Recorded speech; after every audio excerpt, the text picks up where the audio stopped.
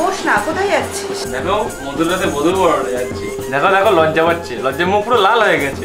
দেখছো নতুন বউকে দেখার জন্য একদম মন ওতলা হয়ে গেছে। ওটা বধু পেয়ে গেছে। এই বস, তোরা কি করছিস? এই তোরা কি করছিস? হে বাবা, সত্যি তোরা না কি করছে দেখো। অংশু,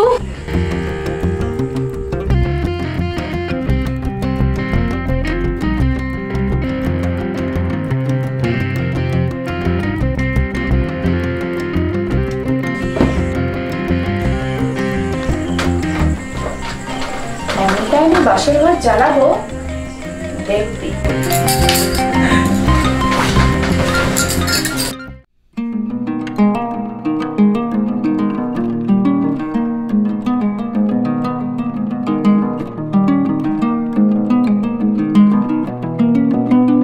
আমার মুখের দিকে তাকিয়ে কি দেখছো?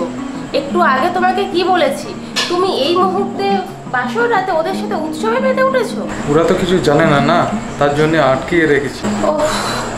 আটকে রাখলো বলেই বসে থাকবে? অন্তত তোমার কাছে একটা মেয়ের জীবনের কোনো মূল্য নেই। চলো আমার সাথে, এখনই তোমায় যেতে হবে। বাসর রাতের অপেক্ষায় আলো সেজে বসে আছে। থাকুক, এখন আমাদের এখানে থাকার সময় নেই, আমাদের এক্ষুনি বেরিয়ে পড়তে হবে। এসো, আমি এগিয়ে যাচ্ছি।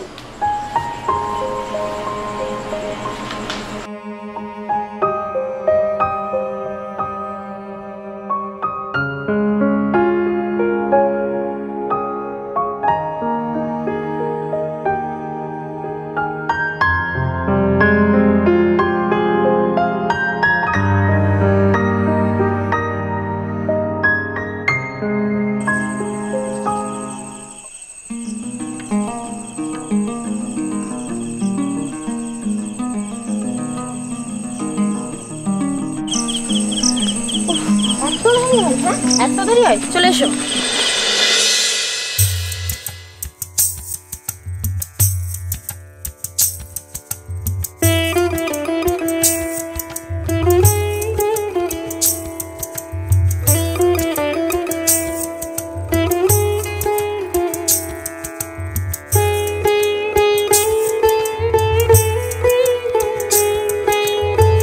বৌদি, ও বৌদি, দরজা খোলো।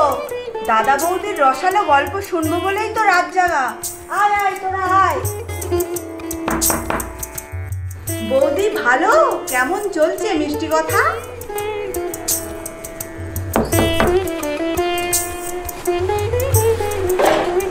তোমরা খুব মজা করছো বুঝি? তোমার দাদা কোথায়? কি বলছো? ইয়ার কি মেরে দাদার জামা জুতো লুকিয়ে রাখতে পারি, তাই বলে দাদাকে লুকিয়ে রাখবো? সবসময় ইয়ার্কি মেরো না। আমি যে এতক্ষণ ধরে ঘরে বসে রইলাম, তোমার দাদাই তো আসলো। আমি তো ভাবলাম তোমাদের সাথে আছে। আমাদের সাথে? ও তো আমাদের সাথেই ছিল। বৌদি ডাকলো আর চলে গেল। ফোনটা করে দেখো না।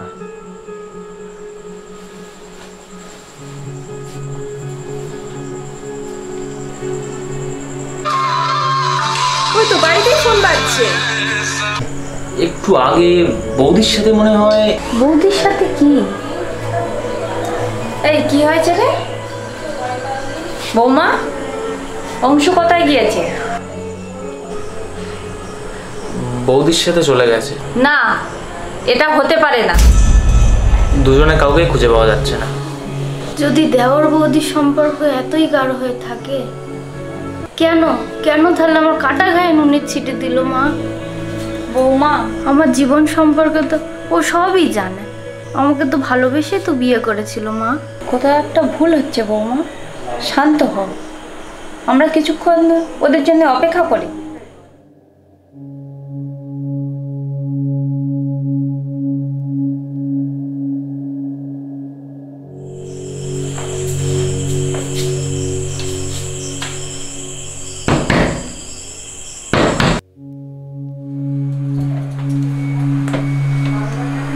আমি দেখছি।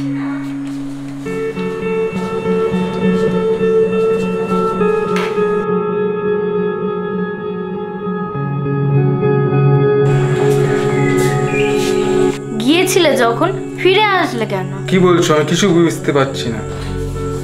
বৌদির সাথে যখন এতই সম্পর্ক, তাহলে কেন এই মেয়েটাকে বিয়ে করলে? বাসর সজ্জায় মৃত লাশ হয়ে আছে কিনা দেখতে এসেছো? ওসব কথা না বাড়িয়ে আজকে নিয়মটা সেরে ফেলো। অংশু এদিকে এসো। হ্যালো, এসো। এখন কি মৃত্যু সজ্জা সাজাবে? কি বললি? এতদিন তোমাকে আমি চিনতে পারিনি, আজ ছিলাম। তুমি এত নীচ! বৌমা! হ্যাঁ, আমি অংশুকে বাসর রাত্রে আলোর কাছ থেকে ছিনিয়ে নিয়ে গেছিলাম। কেন নিয়ে গেছিলাম জানতে চাইছো তো? তবে শোনো, তুমি যদি আজ বাসর রাতে আলোর সাথে ভবিষ্যৎ করতে চাও, তাহলে আজ তোমাকে একটা বাচ্চার দায়িত্ব নিতে হবে।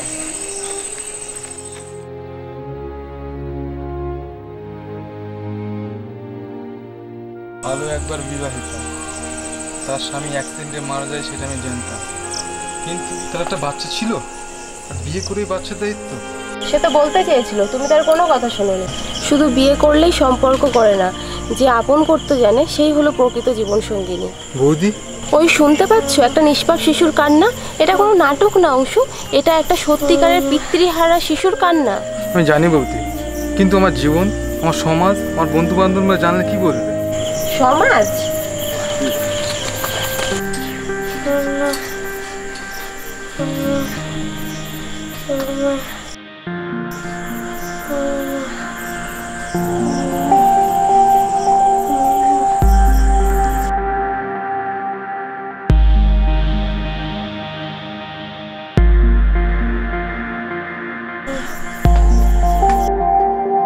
বন্ধু বান্ধব?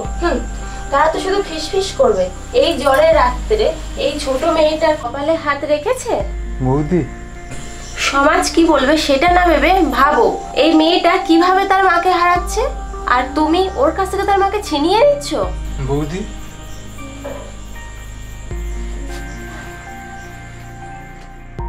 বিছানায় শুয়ে যে মেয়েটা কাঁদছে, তার শুধু জ্বর নয়, সে কাঁদছে এই সমাজের অবহেলায়। আজ যদি মেয়েটার কিছু হয়, তুমি নিজেকে ক্ষমা করতে পারবে না। তুমি যদি শুধু আলোকে চাও আর তার সন্তানকে যদি না চাও, তাহলে তুমি মানুষ নও অংশু, তুমি একটা লোভী পুরুষ। আগে এই বাচ্চাকে আমার সন্তান হিসেবে গ্রহণ করলাম, চলো আমরা একে নিয়ে যাই। চলো, তাই চলো অংশু। তোমরা সবাই অবাক হয়ে যাচ্ছ তাই না?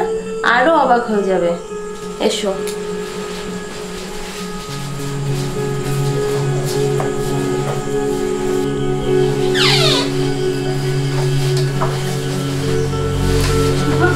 মা, মারে কি হয়েছে তোর? মারে জ্বরে যে গা পুড়ে যাচ্ছে মা।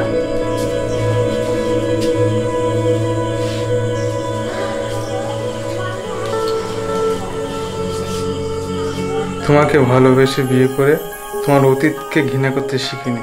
সত্যি তুমি মহান। ক্ষমা করো দিদি। এভাবে পিতৃমাতৃহীন কোনো শিশুকে আপনারা একা করে দেবেন না। নাটকটি সম্পূর্ণ দেখার জন্য আপনাদেরকে অনেক ধন্যবাদ। পাশে থাকবেন, সাথে থাকবেন।